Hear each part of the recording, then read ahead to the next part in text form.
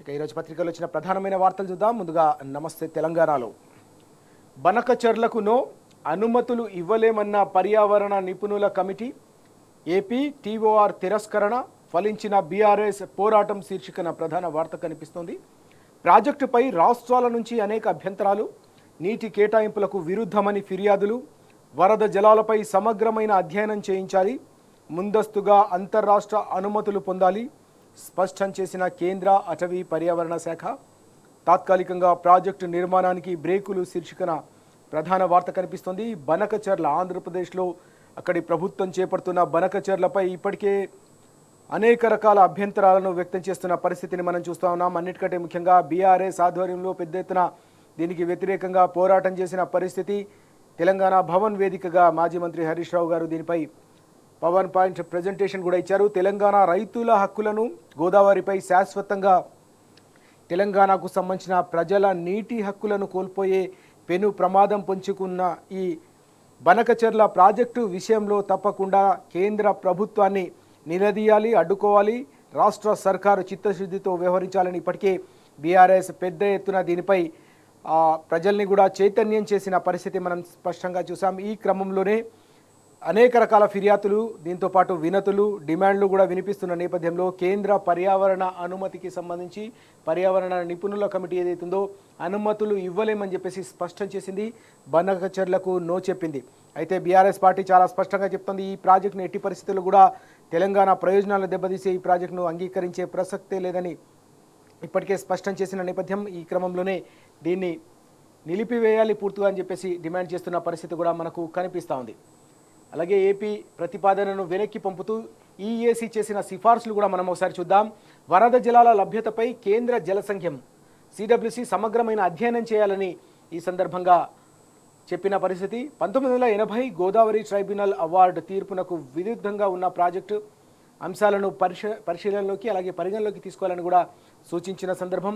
అంతర్రాష్ట్ర పర్యావరణ ప్రభావ అంచనా వేయాలి, దాని తయారీకి ముందు రాష్ట్రాల మధ్య నీటి పంపిణీపై కూడా స్పష్టత కోసం కేంద్ర జల సంఘం అనుమతి తీసుకోవాలనే అంశాన్ని కూడా ఇక్కడ ప్రస్తావించిన పరిస్థితి కనిపిస్తుంది. ఈ మొత్తం వ్యవహార నేపథ్యంలోనే నిన్న మాజీ మంత్రి హరీష్ రావు గారు కూడా స్పందించారు. ఏపీ కుట్రలకి ఇదంతా కూడా ఒక చెంపపెట్టు లాంటిది, ఈ నిర్ణయం అనేది చెంపపెట్టు అని చెప్పి ఆయన స్పష్టం చేసిన పరిస్థితి. ఈఏసీ నిర్ణయాన్ని స్వాగతిస్తున్నామని ఆయన నిన్న స్పష్టం చేశారు. ప్రాజెక్టును పూర్తిగా నిలిపివేసేదాకా పోరాటం ఆగదంటూ కూడా ఆయన కుడ్డబద్దలు కొట్టిన సందర్భం మనకు కనిపిస్తుంది. ఏపీ కుట్రలు, ఏపీ తెలంగాణకు సంబంధించి గోదావరి జలాలను తరలించిపోయేందుకు ఏదైతే ప్రయత్నం చేస్తుందో ఆ ప్రయత్నాలకు ఇదంతా కూడా చెంపపెట్టు లాంటిదని కూడా ఆయన స్పష్టం చేసిన పరిస్థితి. బీఆర్ఎస్ చేసిన పోరాటాలు, బీఆర్ఎస్ పెంచిన ఒత్తిడి నేపథ్యంలోనే కేంద్రం వెనక్కి తగ్గి రావాల్సిన పరిస్థితి నెలకొందనే అంశాన్ని కూడా ఆయన ప్రస్తావించిన పరిస్థితి. ఈ క్రమంలోనే ప్రాజెక్టును పూర్తిగా నిలిపివేసే వరకు కూడా పోరాటాన్ని బీఆర్ఎస్ పార్టీ కొనసాగిస్తుందనే అంశాన్ని కూడా ఆయన ప్రస్తావించిన సందర్భం మనం ఇక్కడ చూస్తూ ఉన్నాం. ఇక మరో వార్త కూడా మనం చూద్దాం. అన్నం ముందు నుంచి ఈడ్చుకెళ్లారు, రాత్రిపూట కాంగ్రెస్ సర్కార్ అరాచకం, BRS social media warrior arrest, party ట్వీట్ను రీట్వీట్ చేయడమే నేరమట, హైదరాబాద్లో ఇంటి నుంచి శశిధర్ గౌడ్ అరెస్ట్, కరీంనగర్కు తరలింపు, రోజంతా ఠానాలోనే పరామర్శకు వెళ్లిన బీఆర్ఎస్ నేతల అడ్డగింత, ఎట్టకేలకు కోర్టుకు 8 రోజుల రిమాండ్ అంటూ వార్త కనిపిస్తోంది. నిన్న రాత్రి మనం చూస్తున్నాం అనేక చోట్ల కూడా అనేక రకాల అక్రమ అరెస్టు జరుగుతున్న క్రమంలోనే రాత్రిపూట కాంగ్రెస్ అరాచకం శీర్షికన వార్త కనిపిస్తోంది. భోజనం చేస్తున్న సమయంలో ఒక సోషల్ మీడియాకు సంబంధించిన వారియర్ రాత్రిపూట పోలీసులు వచ్చేసి ఈడ్చుకెళ్లారనే అంశానికి సంబంధించిన కథనం ఇది. హైదరాబాద్లోని ఇంటి నుంచి శశిధర్ గౌడ్ను అరెస్టు చేసి కరీంనగర్కు తరలించిన అంశానికి సంబంధించిన వార్త మనం చూడొచ్చు. ఫోటో ఐటమ్ ఆయన ఇంట్లో భోజనం చేస్తున్న సమయంలో ఇంట్లో కుటుంబ సభ్యులంతా కూర్చొని తినే సమయంలో ఈ విధంగా అక్రమంగా అరెస్టు చేసి అప్పటికప్పుడు తీసుకెళ్లడాన్ని కుటుంబ సభ్యులతో పాటు పౌర సమాజం, దీంతో పాటుగా బీఆర్ఎస్ నేతలు కూడా ఆగ్రహం వ్యక్తం చేసిన పరిస్థితి. ఈ అక్రమ అరెస్టులకు వెంటనే చరమగీతం పాడాలి తప్పకుండా, లేకుంటే తప్పకుండా రానున్న రోజుల్లో దీనిపై సరైన సమయంలో తప్పకుండా గుణపాఠం చెప్తాను వీడు కూడా హెచ్చరించిన సందర్భం మనం బీఆర్ఎస్ వైపు నుంచి కూడా చూసాం. ఇక మరొక కీలకమైన వార్త కూడా ఇక్కడ మనకు కనిపిస్తూ ఉంది. అరాచకాన్ని సహించం, బీఆర్ఎస్పై ఓ వర్గం మీడియా దుష్ప్రచారం, వ్యక్తిత్వ హననానికి తెలంగాణ వ్యతిరేకుల కుట్ర, ప్రజల పక్షాన గొంతెత్తుతున్న వారిపై విషపురాతలు, మీ బాసులనే ఉరికించినోళ్ళం మీరో లెక్క, కత్తి పరాయోళ్ళదైతే పొడుస్తున్నది తెలంగాణోడు, మోదీ బాబు చేతిలో కీలుబొమ్మల రేవంత్ రెడ్డి, నిప్పులు చెరిగిన మాజీ మంత్రి జగదీష్ రెడ్డి అంటూ ఈ వార్త కనిపిస్తోంది. ఎట్టి పరిస్థితుల్లో కూడా బీఆర్ఎస్ నేతలపైన, కేసీఆర్ గారి కుటుంబం పైన, కేటీఆర్ గారి పైన వ్యక్తిత్వ హననానికి పాల్పడే ప్రయత్నాలు ఏవైతే జరుగుతున్నాయో ఇవన్నీ కూడా తెలంగాణ వ్యతిరేకుల కుట్రలు అని చెప్పేసి నిన్న జగదీష్ రెడ్డి గారు స్పష్టం చేసిన పరిస్థితి. పెద్ద ఎత్తున ఆగ్రహం వ్యక్తం చేశారు. ప్రజల పక్షాన గొంతెత్తుతున్నారు కాబట్టే కేటీఆర్ గారిపై ఈ విధంగా పూర్తిగా అసత్యపు వార్తలు రాస్తూ పూర్తిగా వ్యక్తిత్వ హననానికి ప్రయత్నం చేస్తున్నారు. కానీ వీటిని ఎట్టి పరిస్థితుల్లో కూడా సహించే ప్రసక్తి లేదు. తెలంగాణ సమాజం కూడా ఇలాంటి విషపు రాతలను నమ్మే అవకాశమే లేదని చెప్పి కూడా స్పష్టం చేసిన సందర్భం. గతంలో తెలంగాణ ఉద్యమంలో ఇంతకంటే పెద్ద కుట్రలను కూడా బీఆర్ఎస్ పార్టీ ఎదుర్కొంది, తిప్పికొట్టింది, వారికి ప్రజాక్షేత్రంలోనే గుణపాఠం చెప్పిందనే అంశాన్ని కూడా ఆయన ప్రస్తావించారు. కత్తి పరాయి వాళ్ళదే అయినప్పటికీ కూడా పొడుస్తున్నది తెలంగాణ వాడే అని చెప్పి ఆయన తీవ్రస్థాయిలో ధ్వజమెత్తిన సందర్భం కూడా కనిపించింది. మీ బాసులనే తెలంగాణ గడ్డపై నుంచి ఉరికించిన వాళ్ళ మీరో లెక్క అని కూడా ఆయన గత పరిణామాలను సమైక్య రాష్ట్రంలో ఉద్యమం సందర్భంగా కావచ్చు, 10 ఏళ్ల పాటు తెలంగాణ ప్రస్థానం సందర్భంగా జరిగిన పరిణామాలను కూడా గుర్తు చేసిన సందర్భం మనం చూస్తా ఉన్నాం. బాబు మోదీ చేతిలో కీలు బొమ్మల రేవంత్ రెడ్డి, నిప్పులు చెరిగిన మాజీ మంత్రి జగదీష్ రెడ్డి అంటూ ఈ వార్త మనకు స్పష్టంగా కనిపిస్తోంది. ఇటీవలి కాలంలో ఓవైపు సెక్షన్ ఆఫ్ మీడియాతో పాటుగా సోషల్ మీడియాలో కూడా పెద్ద ఎత్తున పూర్తిగా కేవలం వ్యక్తిత్వాన్ని దెబ్బతీసే ప్రయత్నాల్లో భాగంగా జరుగుతున్న వార్తలు ఏవైతే ఉన్నాయో అవి వార్తల మాటున జల్లుతున్న విషయం ఏదైతుందో ఇది సభ్య సమాజం కూడా అంగీకరించదు. పౌర సమాజం కూడా దీన్ని ఇప్పటికే తిరస్కరిస్తున్న పరిస్థితి. తెలంగాణ సమాజం అంతా కూడా ఆగ్రహం వ్యక్తం చేస్తున్న నేపథ్యంలో ఇప్పటికైనా వాళ్ళు వైఖరి మార్చుకోవాలి, లేకపోతే తప్పకుండా సరైన సమయంలో తప్పకుండా రానున్న రోజుల్లో వారికి గుణపాఠం తప్పదని కూడా నిన్న తీవ్ర స్థాయిలో జగదీష్ రెడ్డి గారు హెచ్చరిక చేసిన పరిస్థితి మనం చూసాం.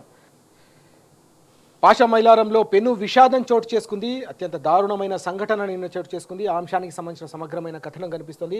పేలిన కెమికల్ ఫ్యాక్టరీ రియాక్టర్, 12 మంది దుర్మరణం, మరో 34 మంది కార్మికులకు తీవ్ర గాయాలు. గాయపడిన వారిలో 15 మంది పరిస్థితి విషమం. సిగాచి ఫ్యాక్టరీలో విస్ఫోటం, ఎగసి పడిన మంటలు, పేలుడుతో కుప్పకూలిన 3 అంతస్తుల భవనం, ఎగసి పడిన మంటల్లో పలువురు జీవన దహనం. ప్రధాని మోదీ, కేసీఆర్ సహా ప్రముఖుల దిగ్భ్రాంతి, ఫరారీలో యాజమాన్యం, స్థానికుల ఆందోళన. సహాయక చర్యలు చేపట్టడంలో సర్కారు పూర్తిగా విఫలమైంది. 1 కోటి చొప్పున పరిహారం ఇవ్వాలని మాజీ మంత్రి హరీష్ రావు గారు డిమాండ్ చేశారు. ప్రమాదంపై సమగ్రమైన విచారణ జరపాలని ప్రభుత్వం ఆదేశం అంటూ ఈ వార్త కనిపిస్తుంది. నిన్న జరిగిన ఈ విషాదకరమైన సంఘటనలో ఇప్పటికే 12 మంది ప్రాణాలు కోల్పోగా అనేక మంది ఇప్పటికీ కూడా చికిత్స పొందుతున్న పరిస్థితి. దాదాపు 34 మంది కార్మికులకు తీవ్ర గాయాలయ్యాయి. తెలంగాణ యావత్తు కూడా తీవ్ర దిగ్భ్రాంతి వ్యక్తం చేసిన సంఘటన ఇది. సంగారెడ్డి జిల్లాలోని పటాన్చెరు మండలం పాషా మైలారంలోని సిగాచి కెమికల్ ఫ్యాక్టరీలో జరిగిన ఈ ప్రమాదానికి సంబంధించిన ఫోటో ఐటమ్ కూడా మనం చూడొచ్చు. ఊహించని ప్రమాదం పెద్ద ఎత్తున జరిగింది. పెను విషాదం ఇది. అనేక మంది అక్కడికక్కడే ప్రాణాలు కోల్పోవడం, మరికొంతమంది ఆసుపత్రికి తరలించిన తర్వాత కూడా వారి పరిస్థితి విషమంగా ఉన్న నేపథ్యంలో వారి కుటుంబ సభ్యులు కూడా తీవ్ర ఆందోళన వ్యక్తం చేస్తున్న పరిస్థితి. తెలంగాణ వేదికగా జరుగుతున్న ఇలాంటి ప్రమాదాలు కావచ్చు, ఇటీవల చోటు చేసుకుంటున్న ఇలాంటి విషాదాల నేపథ్యంలో ప్రతి ఒక్కరిలో కూడా ఆగ్రహం వ్యక్తమవుతున్న పరిస్థితి. ఇలాంటి సంఘటనలు జరగకుండా ఉండేందుకు గట్టి చర్యలు తీసుకోవాలనే డిమాండ్ కూడా వినిపిస్తోంది. ఈ క్రమంలో నిన్న ఈ సంఘటన స్థలానికి అలాగే బాధితులను పరామర్శించేందుకు మాజీ మంత్రి హరీష్ రావు గారు కూడా అక్కడికి వెళ్లారు, వారిని పరామర్శించారు. ప్రభుత్వాన్ని కూడా డిమాండ్ చేశారు. కుటుంబ సభ్యులను ఆదుకోవడంతో పాటు ఇలాంటి సంఘటనకు బాధ్యులు ఎవరో వారిపై కఠిన చర్యలు తీసుకోవాలి. ప్రభుత్వ వైఫల్యం వల్ల ఇది జరిగిందని కూడా ఆయన ఆందోళన వ్యక్తం చేసిన పరిస్థితి. దీనికి తోడుగా సహాయక చర్యల్లో కూడా అలసత్వం ఏదైతే కనిపించిందో దానిపై కూడా ఆయన ఆగ్రహం వ్యక్తం చేశారు. పెద్ద ఎత్తున సహాయక చర్యలు చేపట్టాల్సిన అవసరం ఉన్నప్పటికీ కూడా సహాయక చర్యలు చేపట్టడంలో సర్కారు విఫలమంటే కూడా ఆయన ధ్వజమెత్తిన పరిస్థితి. ఇంత దారుణమైన సంఘటన, ఇంత భారీ సంఘటన చోటు చేసుకున్న నేపథ్యంలో చుట్టుపక్కల ప్రాంతాల నుంచే కాకుండా అధికార యంత్రాంగాన్ని పెద్ద ఎత్తున మోహరించి పూర్తిగా అదుపు చేయాల్సిన సమయంలో చేయకుండా తాత్సారం చేయడం వల్ల కూడా మృతుల సంఖ్య పెరిగిందనే అంశం కూడా నిన్న ఆయన ప్రస్తావించిన సందర్భం ఉంది. 1 కోటి రూపాయల చొప్పున కుటుంబ సభ్యులకు పరిహారం ఇవ్వాలని కూడా నిన్న ఆయన డిమాండ్ చేశారు. ఆ అంశానికి సంబంధించిన వివరాలు కూడా మనం చూస్తున్నాం. ఇక మరో కీలకమైన వార్త బీజేపీకి సంబంధించి. బీజేపీలో అధ్యక్ష ముసలం అంటూ ఈ వార్త కనిపిస్తోంది. చిచ్చు రేపిన రాష్ట్ర సారథి ఎన్నిక, కొత్త చీఫ్గా రామచంద్రరావు, ఒకే ఒక్క నామినేషన్ దాఖలు, అధిష్టానం ఎంపిక నిర్ణయంతో ఈటెల, అరవింద్ గ్రూపులకు షాక్, పార్టీకి రాజా సింగ్ రాజీనామా అంటూ బీజేపీలో జరుగుతున్న పరిణామాలకు సంబంధించిన వార్త. బీజేపీ అధ్యక్ష ఎన్నికల్లో నిన్న పార్టీకి సంబంధించిన సీనియర్ నాయకులు రామచంద్రరావు గారు నిన్న అక్కడ నామినేషన్ దాఖలు చేశారు. అయితే అధ్యక్ష ముసలం అంటూ ఈ వార్త కనిపిస్తోంది. ఇతరులు కూడా ఆ అధ్యక్ష పదవిపై ఆశ పెట్టుకున్నప్పటికీ వారి ఆశలపై నీరుగార్చి కేవలం ఒకరు మాత్రమే నామినేషన్ వేసేలా ప్రక్రియ చేపట్టడంతో ఇక లాంఛనమే ఎన్నిక అనే అంశం కూడా తెరపైకి వస్తుంది. ఈ నేపథ్యంలోనే పార్టీలో అసంతృప్తి జ్వాలలు రగిలినట్టుగా ఈ కథనం ద్వారా మనకు స్పష్టంగా తెలుస్తోంది. పార్టీకి రాజాసింగ్ నిన్న రాజీనామా చేయడం అనేది మరో కీలకమైన పరిణామం మనం బీజేపీలో చూసాం. ఈ క్రమంలో ఏం జరగబోతుంది అనేది మాత్రం అందరూ వేచి చూస్తున్న పరిస్థితి కనిపిస్తోంది. ఇక మరిన్ని వార్తలు చూద్దాం. సెకండ్ పేజ్లో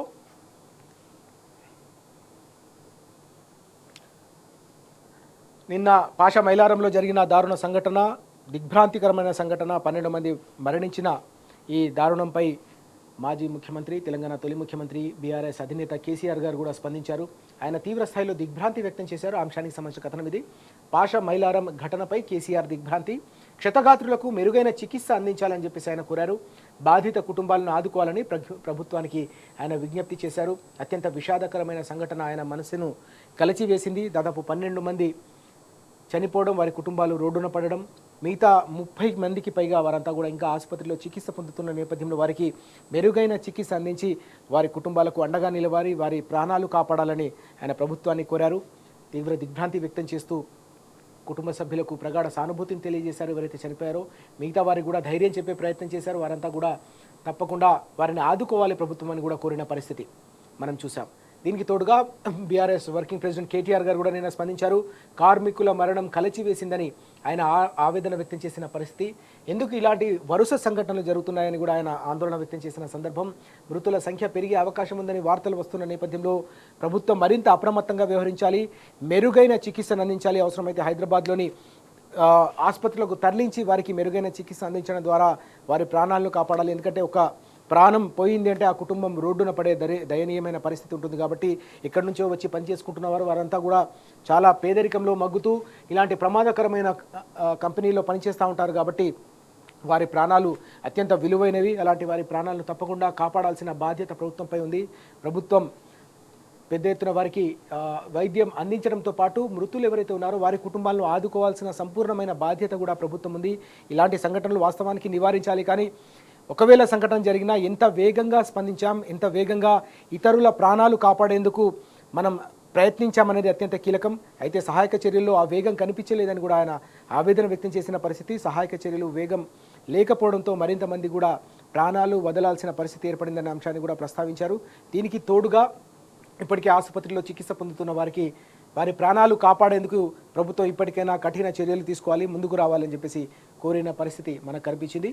అదే అంశానికి సంబంధించిన వార్త కూడా మనం ఇక్కడ చూడొచ్చు. సహాయక చర్యల్లో సర్కారు ఫెయిల్, క్షతగాత్రులకు మెరుగైన వైద్యంలో విఫలమైందంటూ నిన్న మాజీ మంత్రి హరీష్ రావు గారు ఆ సంఘటనా స్థలాన్ని పరిశీలించిన సందర్భంలో అక్కడ మీడియాతో మాట్లాడుతూ ప్రభుత్వంపై ధ్వజమెత్తిన సందర్భం మనం చూస్తున్నాం. ఏ విధంగా ఈ సంఘటన జరిగిన తర్వాత పూర్తిగా చుట్టుపక్కల ఆ ఫ్యాక్టరీకి సంబంధించిన ప్రదేశాల్లో కూడా ఆ విధ్వంసానికి సంబంధించి కావచ్చు, ఆ పెను ప్రమాదానికి, ఆ పేలుడుకు సంబంధించిన ఇంపాక్ట్ ఎంత స్థాయిలో ఉందో మనం చూడొచ్చు. వాస్తవానికి ఇంత భారీ సంఘటన జరిగిన సందర్భంలో అక్కడికి వెళ్ళడం, వారిని అప్పటికప్పుడు పరామర్శించడంతో పాటు ప్రభుత్వాన్ని ఆయన అప్రమత్తం చేసే ప్రయత్నం చేశారు, ప్రభుత్వాన్ని నిలదీశారు. ఏ విధంగా ఇలాంటి సంఘటనలు వరుసగా జరుగుతూ ఉన్నాయి, వీటిని అరికట్టాల్సింది పోయి సహాయక చర్యల్లో కూడా వేగం కనిపించకపోవడం అనేది బాధాకరమైన అంశాన్ని ఆయన ప్రస్తావించిన పరిస్థితి. కుటుంబాలను వెంటనే ఆదుకోవాలి, ₹1,00,00,000 పరిహారం ఇవ్వడంతో పాటు 30 మందికి పైగా ఎవరైతే ప్రాణాపాయ స్థితిలో ఆసుపత్రిలో చికిత్స పొందుతున్నారో వారందరికీ కూడా వెంటనే ₹1,00,00,000 పరిహారం అందించడంతో పాటుగా అందరినీ కూడా ఆదుకోవాలనే అంశాన్ని ఆయన ప్రస్తావించిన సందర్భం. రియాక్టర్ పేరి 12 మంది దుర్మరణం సంబంధించిన వార్త మొత్తం చూస్తూ ఉన్నాం. ఏ విధంగా ఆ పేలుడు ధాటికి భవనం మొత్తం, కంపెనీకి సంబంధించిన ఆ మొత్తం కన్స్ట్రక్షన్ అంతా కూడా ఒక్కసారిగా కుప్పకూలిన అంశం కూడా మనకు ఇక్కడ కనిపిస్తూ ఉంది. దీనిపై అనేక మంది కూడా స్పందించారు. వారంతా కూడా దిగ్భ్రాంతి వ్యక్తం చేసిన పరిస్థితి. మాకన్నిటికీ విలువ లేదా అంటూ వాళ్ళ కుటుంబ సభ్యులు ఎంత ఆవేదన వ్యక్తం చేస్తున్నారో ఆయటం కూడా కనిపిస్తుంది. ప్రమాదంలో తమ వారి జాడ తెలియకపోవడంతో కుటుంబ సభ్యులు, మహిళలు, ఆడబిడ్డలంతా కూడా తీవ్ర విషాదంలో మునిగిపోయిన పరిస్థితి. కుటుంబ సభ్యులు, చిన్నపిల్లలు కూడా ఉన్నారు. వారంతా కూడా తమ తండ్రి కోసం, తమ కుటుంబ పెద్ద కోసం ఎదురు చూస్తున్నారు. కానీ వాటికి సంబంధించిన వివరాలు తెలియకపోవడంతో వారంతా ఆందోళన వ్యక్తం చేస్తున్న పరిస్థితి మనకు ఇక్కడ కనిపిస్తూ ఉంది. మరో కీలకమైన అంశం కనిపిస్తూ ఉంది. రేవంత్ను ఎందుకు కాపాడుతున్నారంటూ నిన్న బీఆర్ఎస్ వర్కింగ్ ప్రెసిడెంట్ కేటీఆర్ గారు కేంద్ర ప్రభుత్వాన్ని సూటిగా ప్రశ్నించారు. ఆర్ఆర్ ట్యాక్స్, అమృత్ కాంట్రాక్ట్ పై విచారణ ఏది? కంచ భూముల మోసంపై స్పందించరెందుకు? నేషనల్ హెరాల్డ్ ఛార్జ్షీట్లో పేరున్న రక్షిస్తున్నారు ఎందుకు అంటూ నిన్న కేంద్ర హోంమంత్రి అమిత్ షా గారికి కేటీఆర్ గారు అనేక ప్రశ్నలు సంధించారు. కేవలం విమర్శలు, ఆరోపణలు చేస్తే సరిపోదు, కేంద్రంలో మీరు అధికారంలో ఉన్నారు, కేంద్రంలోని దర్యాప్తు సంస్థలన్నీ కూడా మీ ఆధీనంలో ఉన్నాయి, మరి మీరు ఎందుకు ఈ అవినీతి ఆరోపణలపై విచారణ జరపట్లేదనే అంశాన్ని ఆయన సూటిగా ప్రశ్నించారు. ఇప్పటికే అనేక కీలకమైన అంశాలకు సంబంధించిన వివరాలు, ఆధారాలు తాము కేంద్ర దర్యాప్తు సంస్థలకు అందించినా కూడా విచారణకు ఎందుకు ఆదేశించడం లేదని ఆయన ప్రశ్నించడంతో పాటు ఎందుకు కాపాడుతున్నారు, ఎందుకు రాష్ట్ర ప్రభుత్వాన్ని రేవంత్ వెనకేసుకొస్తున్నారని ఆయన సూటిగా నిలదీసిన పరిస్థితి. ఈ క్రమంలోనే అనేక ప్రశ్నలు ఏవైతే వేశారో అవన్నీ కూడా ఇక్కడ మనం చూస్తా ఉన్నాం. ఆర్ఆర్ ట్యాక్స్, అమృత్ కాంట్రాక్ట్పై విచారణ ఏదని కూడా ఆయన ప్రశ్నించిన సందర్భం. దీంతో పాటుగా కంచా భూములకు సంబంధించిన వ్యవహారాన్ని కూడా ఆయన ప్రస్తావించిన పరిస్థితి. కంచా భూములకు సంబంధించిన వ్యవహారం మనం చూసాం. దేశవ్యాప్తంగానే తీవ్ర దుమారం రేపిన పరిస్థితి. హెచ్సియుకు సంబంధించిన అడవిని విధ్వంసం చేసిన అంశంపై, దాని తర్వాత భూములకు సంబంధించిన వేలంపై కూడా ఆయన తీవ్ర స్థాయిలో ధ్వజమెత్తిన పరిస్థితి. పెద్ద ఎత్తున జరిగిన అంశానికి సంబంధించిన ఆధారాలు కూడా అప్పుడు మీడియా ముఖంగా బయటపెట్టిన పరిస్థితిని మనం చూసాం.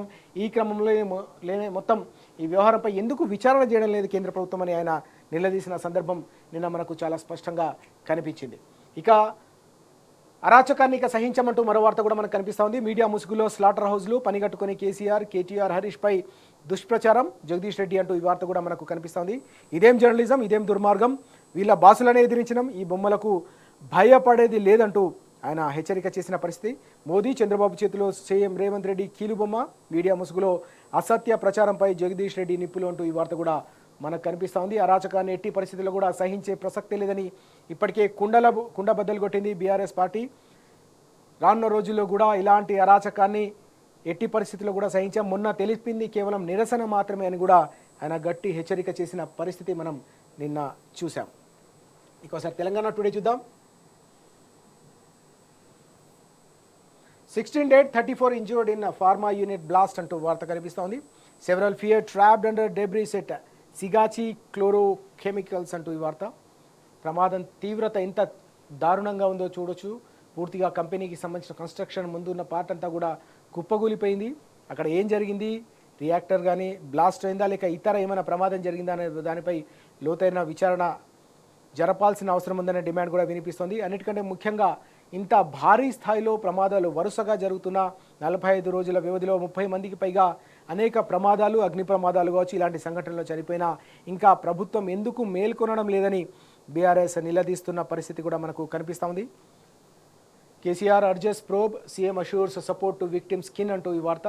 పీఎం అనౌన్సెస్ 2 lakh ఎక్స్గ్రీషియా అంటూ ఈ వార్త కూడా మనకు కనిపిస్తూ ఉంది. అలాగే panel returns APIs Banakacherla plan అంటూ మరో వార్త కూడా మనకు కనిపిస్తోంది. బనకచర్ల ప్రాజెక్టు విషయంలో ఇప్పటికే బీఆర్ఎస్ పార్టీ అనేక రకాల అభ్యంతరాలు వ్యక్తం చేసింది. ఇది బీఆర్ఎస్ విజయమని నిన్న పార్టీ నేతలు, మాజీ మంత్రి హరీష్ రావు గారు కూడా స్పష్టం చేసిన పరిస్థితి. Panel returns APIs Banakacherla plan అంటూ ఈ వార్త మనం చూస్తూ ఉన్నాం. రానున్న రోజుల్లో కూడా దీన్ని పూర్తి స్థాయిలో ఆపే వరకు కూడా పోరాటం కొనసాగిస్తాం. బీఆర్ఎస్ ఈ ప్రాజెక్టును అడ్డుకునే వరకు కూడా తప్పకుండా పోరాటం కొనసాగిస్తుంది. తెలంగాణ రైతుల హక్కులు కాపాడడమే లక్ష్యంగా ఇదంతా కూడా రానున్న రోజుల్లో కూడా ముందుకు తీసుకెళ్తామనే అంశాన్ని కూడా ప్రస్తావిస్తున్నారు. ఎలాంటి అనుమతులు లేకుండా ఏ విధంగా ఒక అక్రమ ప్రాజెక్టును ముందుకు తీసుకెళ్తారు, కేంద్ర ప్రభుత్వం కూడా ఇప్పటివరకు ఎందుకు ఆగా మేఘాల మీద సహాయం చేసేందుకు ముందుకు వచ్చిందని కూడా ఇప్పటికే తెలంగాణ భవన్ వేదికగా పీపీటీ ద్వారా కూడా నిలదీసిన సందర్భాన్ని మనం ఇటీవలి కాలంలో చూసాం. ఈ క్రమంలో జరిగిన పరిణామం ఏదైతే ఉందో ఇదంతా కూడా బీఆర్ఎస్ పార్టీ విజయమని నిన్న మాజీ మంత్రి హరీష్ రావు గారు కూడా స్పష్టం చేసిన పరిస్థితి మనకు కనిపిస్తూ ఉంది.